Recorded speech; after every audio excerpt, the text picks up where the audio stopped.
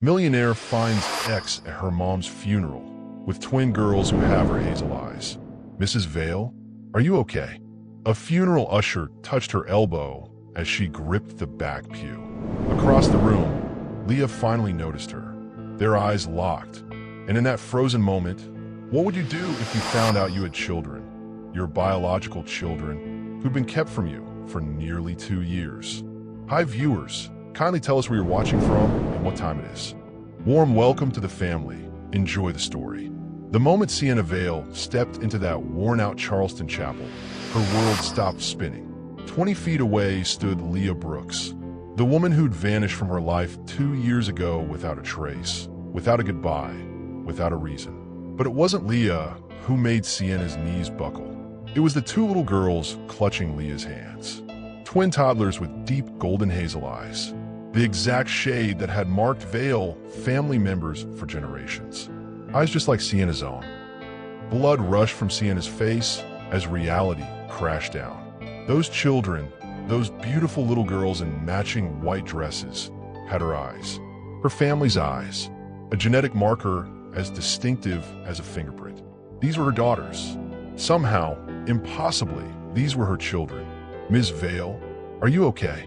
A funeral usher touched her elbow as she gripped the back pew. Across the room, Leah finally noticed her. Their eyes locked, and in that frozen moment, Sienna saw it all.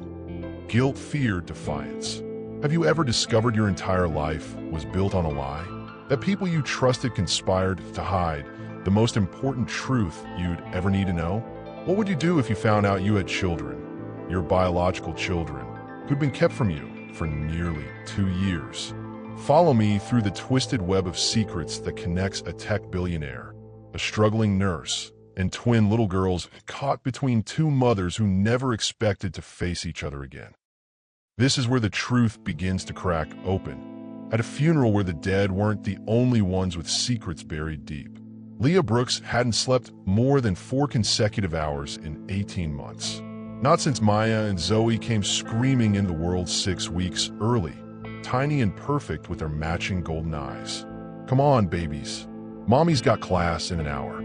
She wiped oatmeal from Zoe's chin while Maya attempted to feed her stuffed giraffe.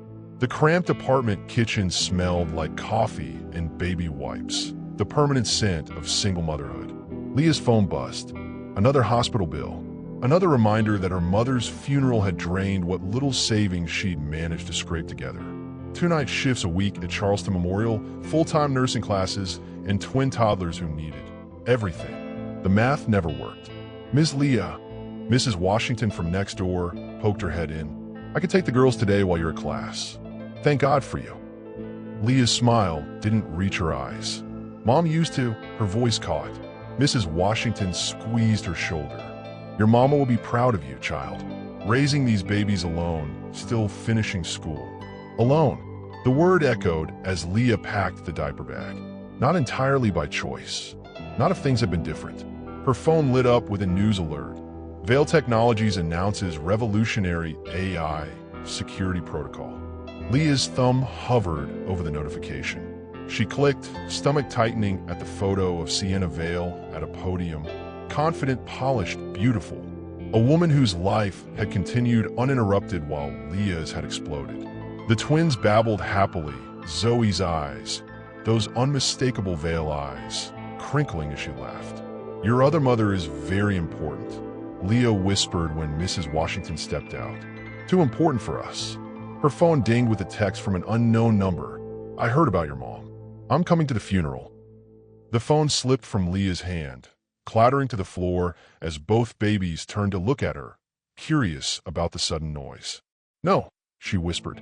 No, no, no. We land in 20 minutes, Ms. Vale. Sienna nodded without looking up from her laptop. The private jet hummed around her, a cocoon of luxury and isolation. On her screen, quarterly projections for Vale Technologies showed another record-breaking growth curve. At 32, she built a $10 billion AI security empire from nothing but code and relentless determination. Marcus, what's my schedule once we land? She asked her assistant. Hotel check-in, then the funeral at 4. Your mother called again. She wants to know why you're attending a funeral for someone you barely knew. Sienna closed her laptop with a sharp click. What did you tell her? That you'd call her back. Marcus hesitated. Will you? No. The truth was, Sienna had met Caroline Brooks exactly twice. Once at a charity gala, and once when she'd come to pick up Leah for dinner. Neither time warranted flying across the country for her funeral. But Leah would be there, and after 2 years of hiring private investigators who found nothing, this was Sienna's only lead. She pulled out her wallet, sliding out the hidden photo she kept behind her ID. Leah's smile, captured mid-laugh during a weekend in Napa. The only real happiness Sienna had known before investors and board members and public scrutiny had made her choose between love and empire. She'd chosen wrong. We've got turbulence ahead, the pilot announced. If only he knew. Sienna stared out the window at Charleston appearing through the clouds. Somewhere down there was the woman who'd walked away without explanation. The woman whose absence had left a hole that success, money, and power couldn't fill. We've been cleared for landing, Ms. Vale. She tucked the photo away. She had questions that needed answers, and Caroline Brooks's funeral was her last chance to get them. Leah zipped up Maya's white dress while Zoe squirmed in her high chair, already dressed and impatient. You look beautiful, sweet girl, Leah whispered, kissing Maya's forehead. Grandma would have loved seeing you all dressed up. The twins had her complexion and curly hair, but those eyes, those were pure veil. Leah caught herself wondering, for the 1000th time, if she'd done the right thing.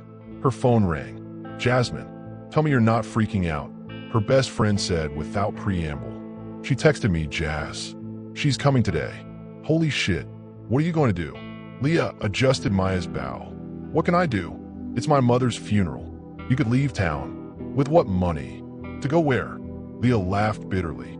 Besides, she already knows about them. That text wasn't a coincidence. Across town, Sienna stood in her hotel suite, straightening her black blazer. The Charleston humidity made her blowout droop despite the hotel's aggressive air conditioning. The car will be here in 15, Marcus said, sliding his phone into his pocket. Are you sure about this? The board meeting. Can wait. Sienna cut him off. I've waited 2 years, Marcus. 2 years wondering why she disappeared. And if you don't like the answer? Sienna checked her reflection one last time. That's not an option. As her town car pulled away from the hotel, Leah was buckling the twins into their car seats 3 miles away. Both women drove toward the same chapel. Both rehearsed what they might say. Neither prepared for what would actually happen when Hazel eyes met Hazel eyes across a room full of mourners. The chapel smelled like lilies and old wood. Sienna slipped into the back row just as the service began, scanning the crowd for the only face that mattered. The minister's words blurred into background noise as she searched. Then she saw her. 3rd row from the front. Head bowed. Leah's profile was exactly as Sienna remembered. The curve of her cheek, the fullness of her lips, the way she tucked her hair behind her ear when she was nervous. But she wasn't alone. On either side of her sat identical little girls in white dresses with ribbons in their hair. Even from behind, Sienna could see they were beautiful, all perfect curls and tiny shoulders. When the congregation stood to sing, one of the girls turned, fussing, and Sienna's world tilted sideways. Those eyes, golden hazel with distinctive amber flecks around the pupil. The exact pattern her grandmother had, that Sienna had, a genetic anomaly so specific it appeared in medical textbooks. Sienna grabbed the pew in front of her, suddenly dizzy. Impossible. She did the math frantically. The timing. The one night they'd been careless. 2 years ago, the girls looked about 18 months old. It fit. After the service, mourners filtered into the reception hall. Sienna moved like someone underwater, pushing through the crowd until she stood 10 feet from Leah, who was accepting condolences with a toddler balanced on each hip. Their eyes met across the room. Recognition. Fear. Something else. Leah whispered to Jasmine, who took the twins. Then she walked outside, glancing back once, a clear invitation to follow. In the church garden, surrounded by azaleas, they faced each other for the first time in 2 years. You look good, Sienna said, voice tight. Don't. Leah's eyes flashed. Why are you here? I came to pay respects to your mother. Now I'm wondering if I should have been paying child support instead. Leah flinched. You don't know anything. Those girls, they have my eyes, Leah. My family's eyes. You gave up any right to. Are they mine? Sienna stepped closer. Biologically, are they mine? The garden fell silent except for distant traffic and the pounding of Sienna's heart. Ask your mother who really stole our future, Leah finally said, voice breaking. Ask her what she did 2 days after you told me to take a step back. Sienna felt cold spreading through her chest. My mother? What does my mother have to do with this? Everything. Leah turned to go back inside. Everything. The reception hall buzzed with whispers as Sienna cornered Leah by the refreshment table. The twins were being entertained by Jasmine across the room, their matching dresses now dotted with cookie crumbs. You don't get to drop a bomb like that and walk away, Sienna said, voice low. What did my mother do? Leah's eyes darted around the room. Not here. Then where? You disappeared for 2 years, Leah. You vanished, and apparently took my biological children with you. Your biological, Leah laughed bitterly. That's rich coming from you. Remember that night at your condo? When your investor called, the memory flashed between them. Sienna's phone ringing at 2 a.m. Taking the call while Leah lay beside her, the investor threatened to pull out if rumors about Sienna's lifestyle choices continued. Sienna's face went cold, calculated. The next morning you told me we needed to cool things off, that your company needed your full attention, that I was a complication. Leah's voice cracked. I was going to tell you I was pregnant. I had it all planned. Sienna felt her chest tighten. Why didn't you? Because your mother showed up at my apartment that afternoon with a contract and a check. The reception hall seemed to tilt. My mother came to see you. She explained how a pregnant girlfriend would destroy your IPO. How the board would never accept a lesbian CEO with a mixed-race baby on the way. She offered me money to disappear. Leah's eyes burned. I tore up the check and threw her out. Then why did you leave? Sienna whispered. 2 days later, she came back with photos. Me entering an abortion clinic. Except I'd never been there. She'd photoshopped them, threatened to send them to my conservative family, my scholarship committee, my nursing program. Said she'd make sure I never worked in healthcare. Sienna felt sick. She wouldn't. She had the resources to ruin me, and we both knew it. So I took her second offer. Enough money to leave town, have the babies, and stay quiet. The contract said I could never contact you or tell you about the pregnancy. Leah reached into her purse and pulled out an envelope, yellowed with age. My mom found this when she was cleaning last month. She wanted you to have it after she was gone. Sienna's hands trembled as she took it. What is it? The truth. From the only person who knew everything. The hotel suite felt too large and too small at the same time. Sienna paced between the bed and window, Caroline Brooks's letter clutched in her hand. The Charleston skyline glittered as night fell, but all she could see was the neat handwriting that had shattered her reality. Sienna, I'm dying, so I can finally tell you what your mother did. She made Leah sign papers, threatened her, paid a doctor to create fake documents saying the babies weren't yours. I helped Leah hide because she had nowhere else to go. Those beautiful girls have your eyes, your DNA, your temper too. I don't have long left. They'll need someone strong when I'm gone. Leah works too hard, sleeps too little. She named them Maya and Zoe, names you once mentioned you loved. She never stopped loving you. Caroline Brooks. A knock at the door jolted her from words. Marcus entered, phone in hand. The board is asking why you missed the video call, and your mother's called 6 times. Sienna's laugh was hollow. My mother. Of course she has. What's going on, Sienna? She looked at him, this man who'd managed her life for 5 years. I have daughters, Marcus. Twin girls. His mouth open, closed. I what? My mother paid my pregnant girlfriend to disappear. And now I'm standing in a hotel room while my children, my biological children, are across town with a woman who had every reason to hate me. Marcus sat heavily on the couch. Jesus, what are you going to do? Sienna folded the letter carefully. First, I'm going to get proof. Then I'm going to fix what my mother broke. Across town, Leah tucked the twins into their shared crib. Jasmine sat at the kitchen table, nursing a glass of wine. She knows now, Leah said, joining her. Everything's going to change. She could take them from you, Jasmine warned. She has the money, the lawyers. I know. Then why tell her? Leah stared at her hands. Because they deserve to know where they come from. Who they come from. In the crib, Maya whimpered in her sleep. Both women went to check.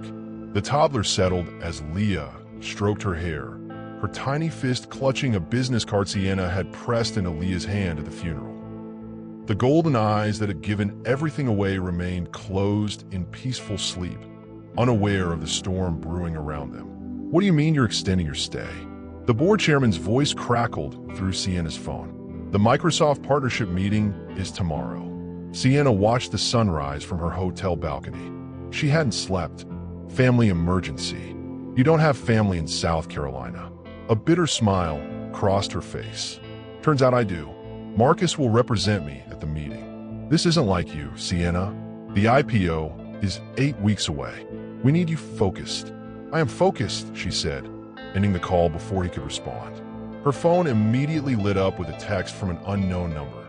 The twins' babysitter quit this morning. I have class. I don't know what to do. Sienna's heart jumped. I can help. Where and when? 20 minutes later, she knocked on the door of a small apartment in a weathered complex near the college. Leah opened it, surprise evident on her exhausted face. I didn't think you'd actually come. I said I would. Sienna glanced past her to where the twins played on a worn rug. You have class. Leah nodded, pulling on a jacket. Advanced pharmacology. 3 hours. I can't miss it. We have a test. Go. We'll be fine. Leah hesitated. You've never even held them.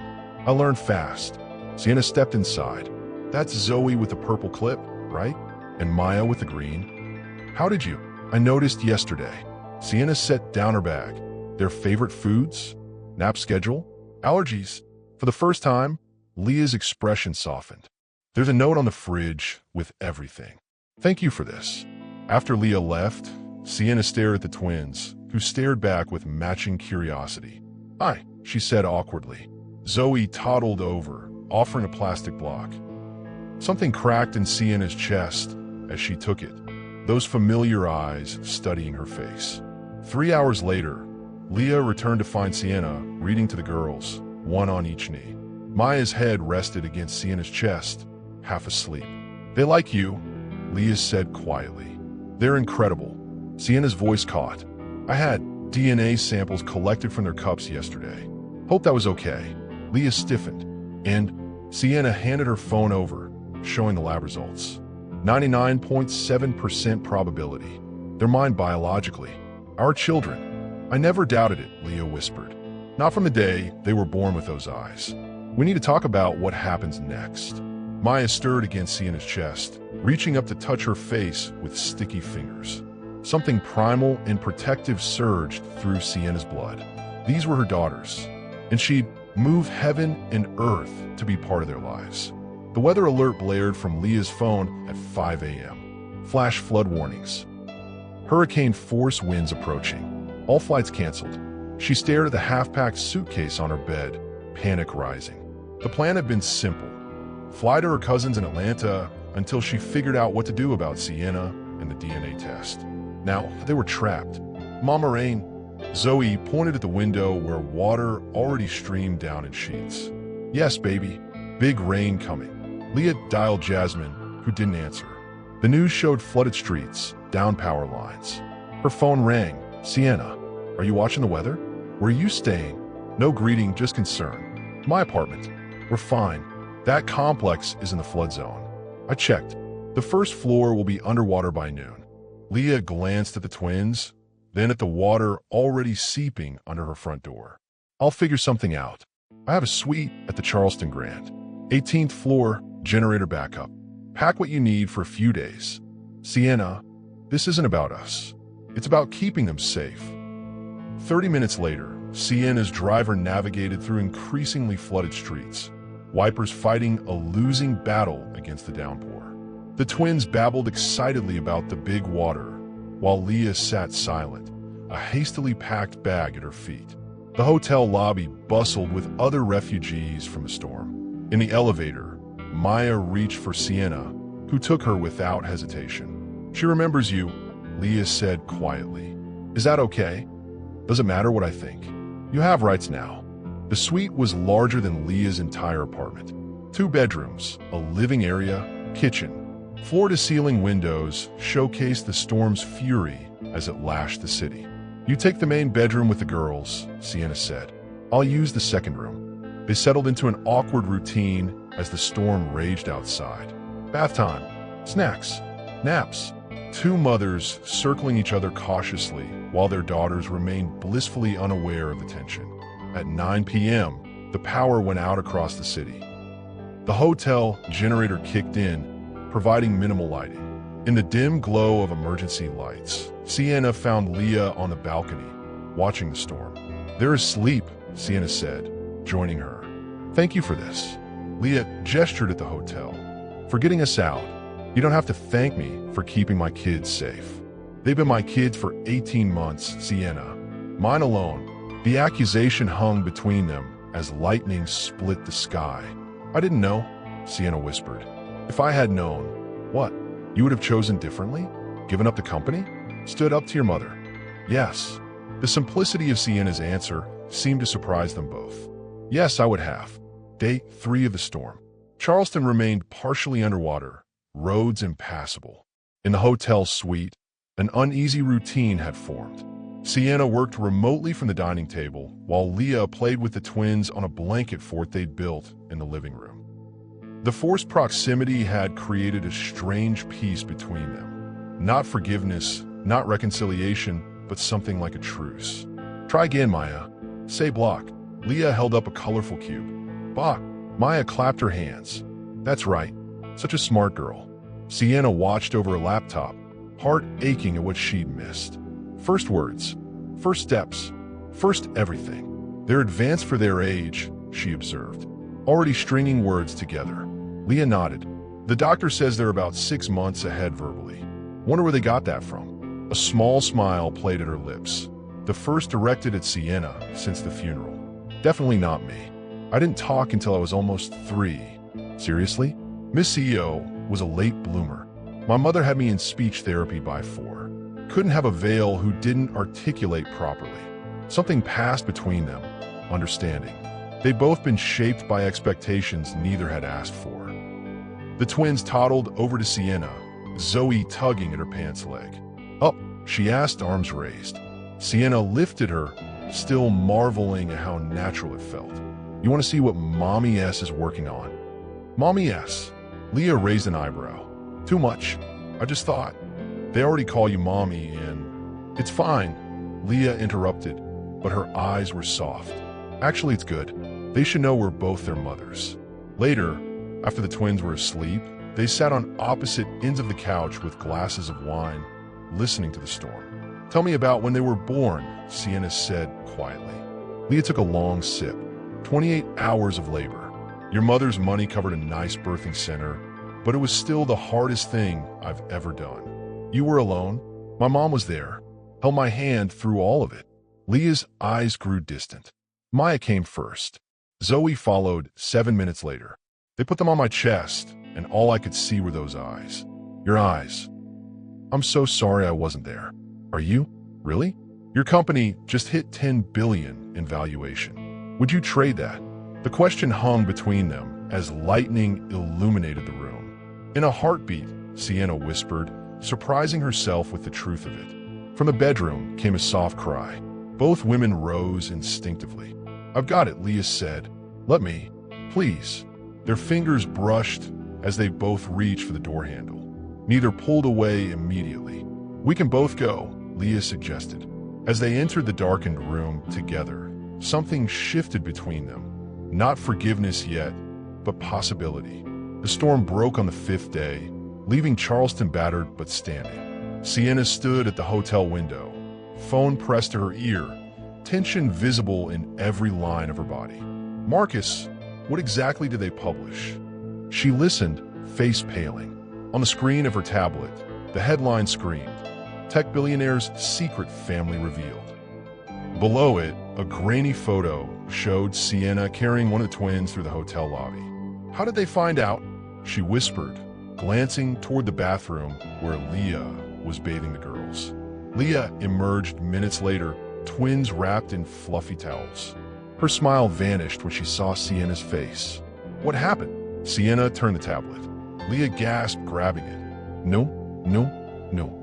She scrolled frantically. They have their names, their faces. How did they? Hotel staff, probably. Someone recognized me and sold the story. Leah sank onto the couch, pulling the twins close. This is exactly what I was afraid of. They'll never have normal lives now. Sienna's phone buzzed again. It's my mother. Don't answer. I have to. She'll just show up if I don't. Sienna stepped onto the balcony, closing the door behind her. Through the glass, Leah watched as Sienna's expression shifted from controlled to furious. When she returned, her hands were shaking. She's here, in Charleston. Says she's coming to handle the situation. Handle it how? She didn't specify, but knowing my mother, a knock at the door cut her off. Both women froze. Ms. Vale, the hotel manager's voice. There's a Mrs. Vale in the lobby insisting on seeing you. Security protocol requires your permission. Sienna met Leah's eyes. We can't hide forever. The next 20 minutes passed in tense preparation. Leah dressed the twins in matching outfits while Sienna paced, rehearsing what to say. When Eleanor Vale swept into the suite, the temperature seemed to drop 10 degrees.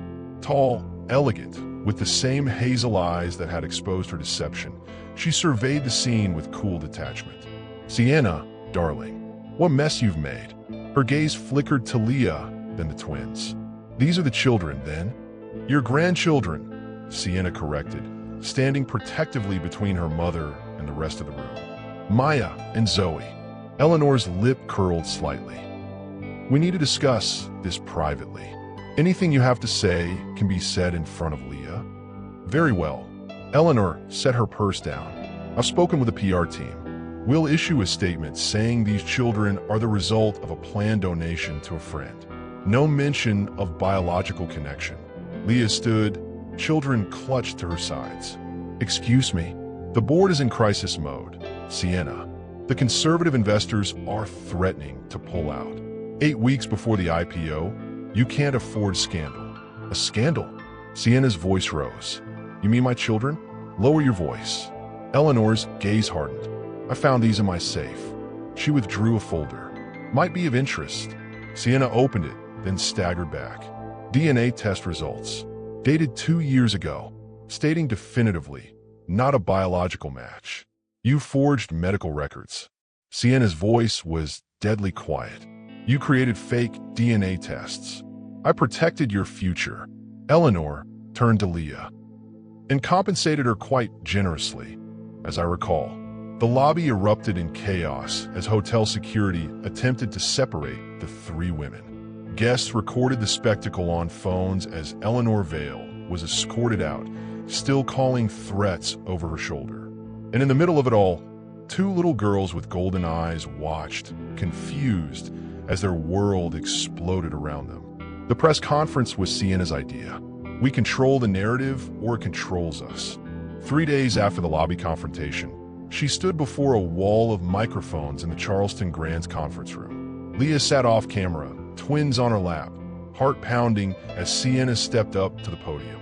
Thank you all for coming. Sienna's voice was steady. Professional. I'd like to address the recent speculation about my personal life. Camera shatters clicked frantically. 2 years ago, I made the worst mistake of my life.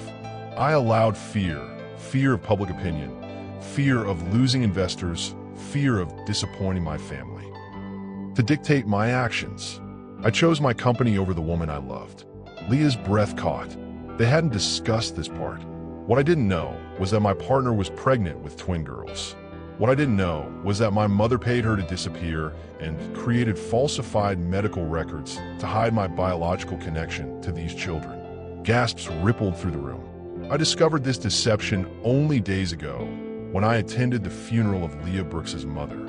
I met my daughters, Maya and Zoe, for the first time at that funeral. They are 18 months old. Sienna paused, gripping the podium.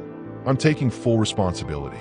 I will be filing for legal recognition on my parental rights. I will be providing financial support, and I will be restructuring my role at Vail Technologies to accommodate my new priority, being present in my daughter's lives. A reporter shouted, "What about the IPO?" If Vail Technologies cannot support a CEO who values family, then perhaps it's not a company worth $10 billion after all. The room erupted. Marcus frantically signaled from the side, dragging his finger across his throat. Sienna ignored him. One final statement. To my mother, Eleanor Vail, your services as board chairperson are no longer required. The legal team will be in touch regarding the forgery of medical documents. That's all. Back in a hotel suite, Sienna collapsed onto the couch, adrenaline draining. Well, that happened. Leah set the twins down with their toys. You just tanked your stock value. Temporarily. You just publicly fired your mother. Long overdue. You just told the world, I'm the mother of your biological children. Sienna looked up, suddenly uncertain. Was that okay? Before Leah could answer, the hotel phone rang. Marcus's voice was tight with panic. The board has called an emergency meeting. They're voting on whether to remove you as CEO. Let them try. Sienna hung up, turning back to Leah. I meant what I said. All of it. Leah sat beside her, close enough that their shoulders touched. I never wanted to hurt your career. I know. But these girls, Sienna watched Maya stack blocks with fierce concentration. They're worth more than all of it. Leah's phone chimed with a text. She read it, face pale. What now? Sienna asked. Your mother. She's filed an emergency petition for grandparents' rights. Her lawyers claim I'm an unfit mother who defrauded the Vail family. Sienna's expression hardened. Let her try. I've never lost a fight. I cared about winning. For the first time since the funeral, Leah reached for Sienna's hand. Neither have I. The colonial-style house sat on a quiet Charleston street lined with oak trees. 3 bedrooms, wraparound porch, fenced backyard. Far from perfect, but solid. What do you think? Sienna stood on the sidewalk, keys dangling from her finger. Leah stared at the house, then at Sienna. You bought it. Technically, I'm renting it. For now. Sienna shifted uncomfortably. You don't have to move in, but your apartment flooded, and the twins need space, and you bought a house without asking me. I made an executive decision. Sienna's chin lifted slightly. The girls need stability while we figure this out. Your classes are here. My company can be run remotely. Your company that's trying to fire you? Minor detail. Sienna grinned. The board backed down when 3 major investors threatened to pull out if I was removed. Turns out being a devoted parent plays well with the family values crowd. 2 weeks had passed since the press conference. 2 weeks of lawyers, meetings, and painful conversations. But also, 2 weeks of bedtime stories, breakfast giggles, and small moments of connection. Leah walked up the porch steps, twins balanced on each hip. Let's see inside before I decide anything. The house was simple but charming. Hardwood floors, big windows, a kitchen with space for a proper table. The twins' room is upstairs. Sienna led the way. I had it painted yesterday. Leah gasped when she saw it. Soft green walls, 2 little beds with matching quilts, a mural of a night sky with stars that actually glowed. You remembered that you wanted stars on their ceiling? Of course. Sienna looked uncertain. Is it too much? It's perfect. Leah set the girls down, watching them explore with wide eyes. Later, they sat on the porch swing, drinking wine as the twins napped upstairs on a monitor between them. I'm not asking you to forgive me, Sienna said quietly, or to forget what happened. I'm just asking for a chance to be their mother too. And us? What are we? Co-parents, friends, maybe eventually. Anything more would be. Sienna trailed off. Complicated? I was going to say up to you. Sienna turned to face her. I never stopped thinking about you, Leah. Not for a day. Leah looked away. I can't just forget. I'm not asking you to. I'm asking if we can build something new. For them. For us. The monitor crackled with Maya's waking babbles. Both women smiled reflexively at the sound. One day at a time, Leah finally said, We'll try the house. See how it goes. As they walked upstairs together to get the twins, their hands brushed. Neither pulled away. The London acquisition would triple your market cap overnight. The British executive's voice filled Sienna's home office through the video call. But we need a commitment. 6 months on site, minimum. Our board insists. Sienna glanced at her watch. The twins' doctor appointment was in 40 minutes. I understand the position, James, but my family situation is precisely why this is perfect timing. A fresh start. London has excellent schools, and I understand the children's other mother is completing her nursing program. National Health is desperate for qualified nurses. Sienna blinked, surprised he'd done that research. Send over the complete proposal. I'll discuss it with Leah. After ending the call, Sienna found Leah in the kitchen, packing the twins' lunch for their playdate. Everything okay? Leah asked, noticing Sienna's expression. You look worried. London. What about it? Alpha Secure wants to acquire Veil Technologies. Triple the valuation. International expansion. But they want me there. 6 months minimum. Leah's hands stilled over the lunchboxes. Oh, it's the deal of a lifetime. Then you should take it. Sienna looked up, surprised. Really? Why not? The girls and I would be fine here. We could visit, do the whole co-parenting across continents thing. That's not what I want. What do you want, Sienna? Before she could answer, her phone rang. Her lawyer. Your mother's petition has been scheduled for hearing. Next Tuesday.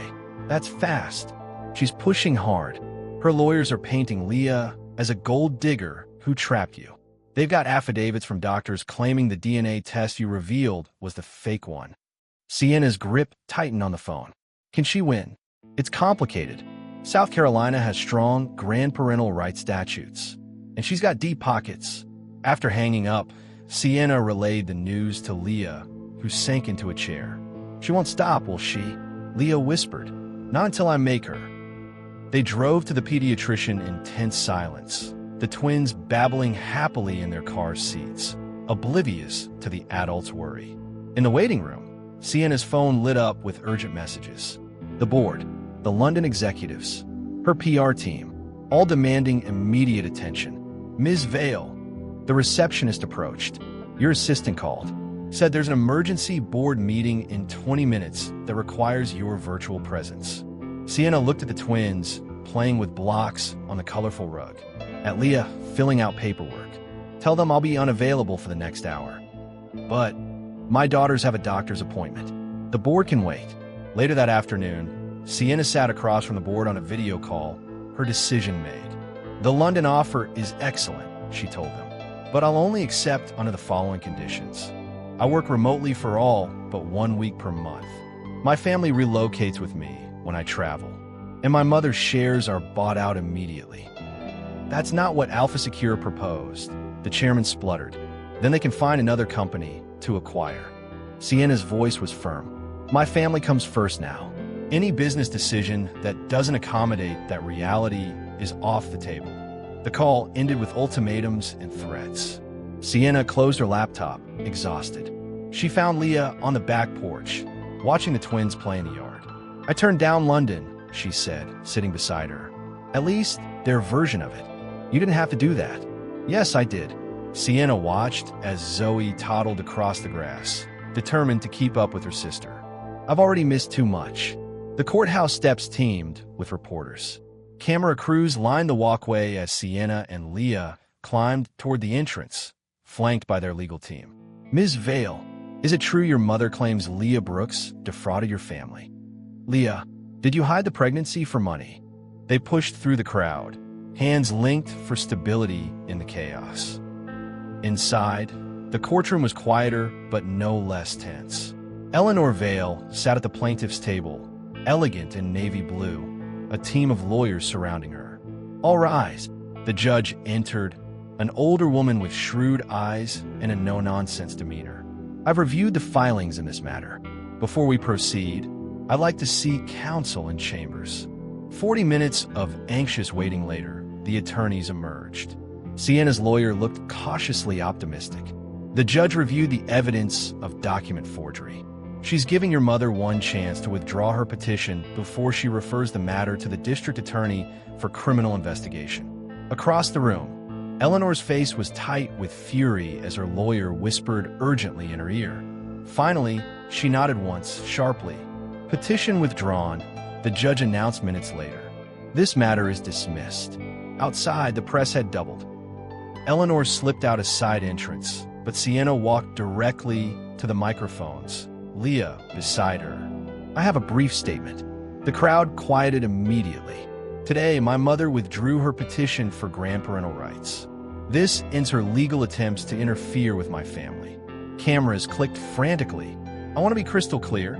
I'm the biological parent of Maya and Zoe Brooks Vale, along with their mother, Leah Brooks. We are committed to raising our daughters together. Any further attempts to question this fact or interfere with our family will be met with the full force of legal response." Sienna paused, gathering herself. 2 years ago, I made choices based on fear. Fear of losing status, wealth, power. I allowed my mother and others to convince me that my personal happiness was secondary to corporate success. I regret those choices every day. She turned to look at Leah, who stood steady beside her. "But today, I'm making a different choice. I'm choosing family over fear. I'm choosing truth over convenience. And I'm choosing to stand beside the woman who has been an extraordinary mother to our children from day one." A reporter shouted, "Are you two back together romantically?" Sienna hesitated, looking at Leah, who gave a slight nod. "Our relationship is evolving, but what matters is that we're committed to our daughters. The rest is private." As they walked to the car, reporters following, Leah whispered, "Nice dodge on that last question." "Was it? I meant what I said." Sienna held the car door for her. Every word of it. That evening, as they tucked the twins into their starlit room, Maya reached up, touching both their faces. "Two mommies," she said clearly. Leah smiled, tears in her eyes. "That's right, baby. Two mommies who love you very much." In the hallway afterward, Sienna stopped Leah with a gentle hand on her arm. "Did you mean what you said at the courthouse? About us evolving?" Instead of answering, Leah took Sienna's face in her hands and kissed her softly. "That's my answer," she whispered. "But we go slowly, for all our sakes." "I could do slowly." Sienna smiled. "I've waited 2 years already.